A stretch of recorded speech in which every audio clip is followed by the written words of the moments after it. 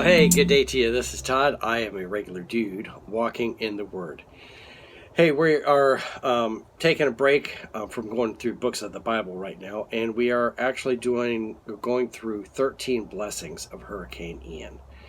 And we're going to do the third one today, and it's entitled Seeing the Power of God in the Storm. I'm out here in the studio right now, and which is out in my backyard. And as the storm was going on, we could sit out by our back door and look out because the storm was hitting the front of our house and then going over our house. And so at times we sat outside because the house was protecting us. But to watch the storm and all the trees that were just bending unbelievably, and seeing parts of the roof fly off, and all this stuff that was happening, and just huge trees that we have behind our house, and they were just being bent like toothpicks, and we were seeing you see the power of God, and the hurricane is it's a huge thing, but God has so much more power than the hurricane. Okay, and so I want to read some scriptures today that kind of point that out. I'm going to start with Psalm 29, verses 3 through 10. All right? It says this: The voice of the Lord is over the waters. The God of the glory thunders. The Lord thunders over the mighty waters. The voice of the Lord is powerful. The voice of the Lord is majestic. The voice of the Lord breaks the cedars. The Lord breaks in pieces the cedars of Lebanon. Okay? Just breaks the pieces, just like the trees are snapped all over the place. He makes Lebanon leap like a calf, Syren like a wild ox. The voice of the Lord strikes with flashes of lightning. The voices of the Lord shakes the desert. The Lord shakes the desert of Kadesh. The voice of the Lord twists the oaks and strips the forest bare. And his temple all cry glory. The Lord sits enthroned over the flood. The Lord is enthroned as king forever. The last verse 9, when it says, the voice of the Lord twists the oaks. Oaks were a large part of the debris. We have debris still sitting on our road, and I'm recording this almost at Thanksgiving, so it's quite a ways away from when the hurricane actually happened. That all the branches are there. Just the amount of debris, vegetative waste left over from that storm. And it just twists it. The Bible says the Lord twists the oaks, just like that.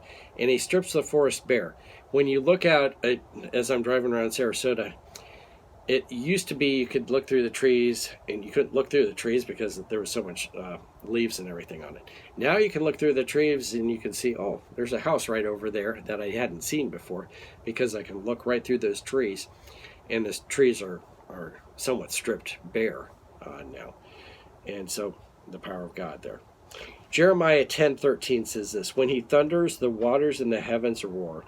He makes the clouds rise from the ends of the earth. He sends lightning with the rain, and he brings out the wind from the storehouses. Amos 9:6 says, He builds lofty places in the heavens and sets its foundation on the earth. He calls for the waters of the sea and pours them out over the face of the land. The name is the Lord is his name.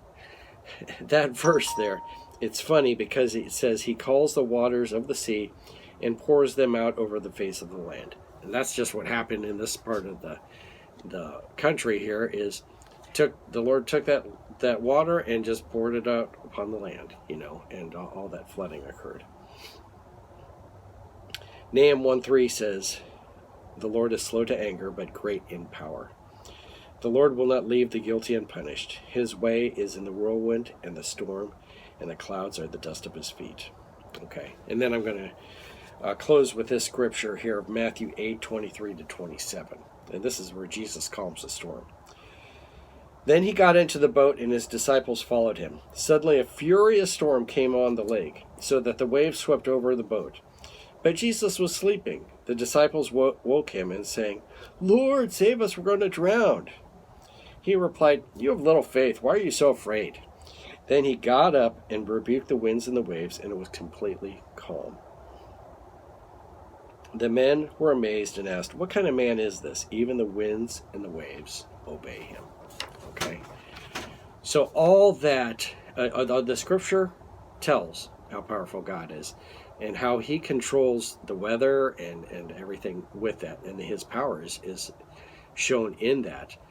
And we can see that today. You got to be a crazy person if you couldn't see the power of God in that whole hurricane.